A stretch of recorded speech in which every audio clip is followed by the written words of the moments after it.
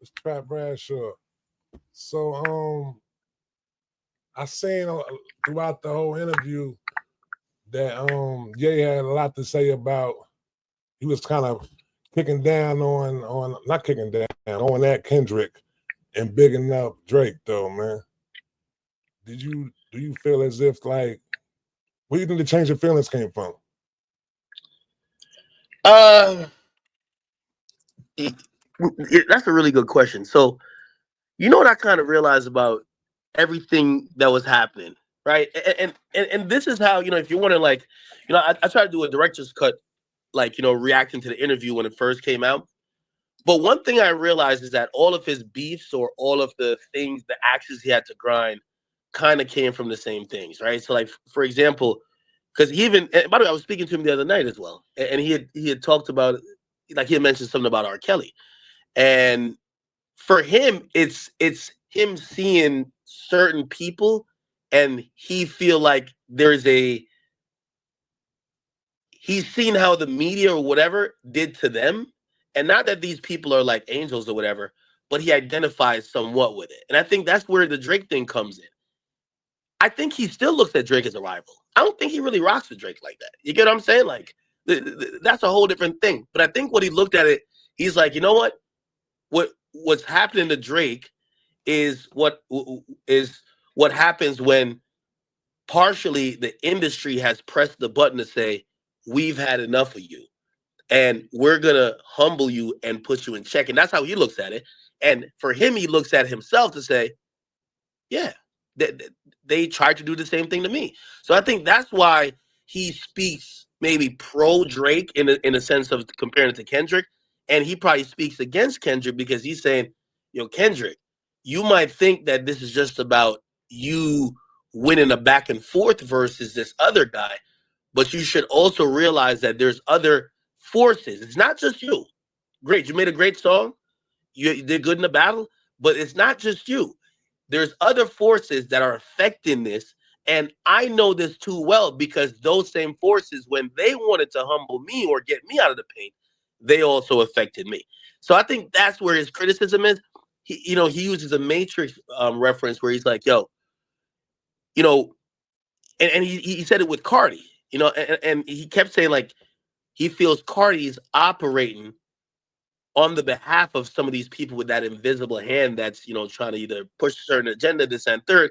And I guess he's saying that to Kendrick, where he's saying, yo, a lot of what you're doing now, as you may think it's you, but there's an agenda behind it, and I'm never going to be cool with those people that end up being agents of those people with the agenda. So if you understand that point, I think you might understand why he's speaking about Kendrick a lot. Now, he also admitted that he is jealous. And I thought that was a very introspective view and also an honest view, right? Like, of course, he's human. He wanted to be on an album. Whatever that happened with the Cardi thing, again, he knows just like I know. Cardi made certain decisions. Kendrick got on the album a few times, supposedly had some maybe input, and however it came about, it was decided that Kanye shouldn't be on the album. So you can see why he's feeling a certain type of way about it. He's not just spewing just random like whatever. It's coming from his POV, if you get what I'm saying. Yeah, I got you. You seen the Nokia video yet? You low as fuck, Bradshaw. You low, bro. Go ahead. No, I was asking a simple question. I'm good. I'm fixing my mic over here. I'll be back in a minute.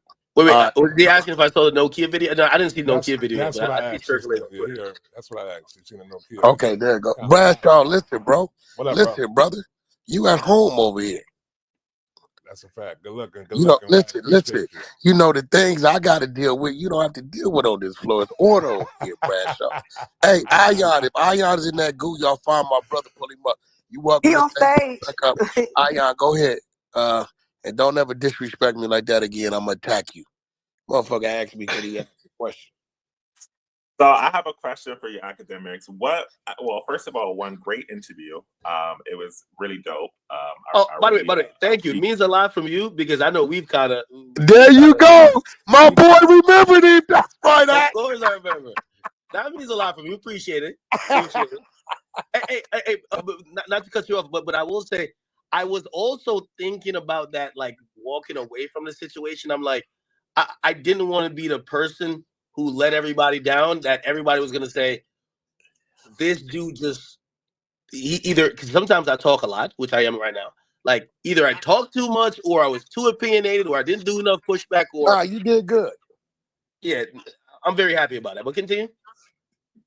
No, I really appreciated how you let things like flow, because sometimes interviewing people, because I've interviewed a few people, including him. If you like too direct, it can go like different places. But you definitely tapped into his creative side, and the way that interview flowed, we were able to see things from a different perspective. But I wanted to know, because there was like an awkward space when y'all left the hotel room, and there was these people who worked for him, and it almost was like whole energy change. I wanted to know, like, what was your experience and what was you thinking when you saw this, black billionaire come out with this KKK mask and a White Lives Matter shirt, and then he had like these, white people ironing his shit for him, basically going through his bag and helping him prep for this types of stuff, and then coming to find out that Skims, the lady who was Kim Kardashian robbed Skims from, was actually on Kanye West's team. And it almost was like a moment where Kanye like just gave that look, like, you see what's going on here. What was your experience there? And tell me what you thought about that. Yeah, so you're gonna see, like, when we get into the hallway, I actually even say, because sometimes it's easy to be one version of yourself, either in private, or maybe you could do it on Twitter or in controlled spaces. But when you're around other people, to be unapologetically yourself, and I said it to Ye, I said,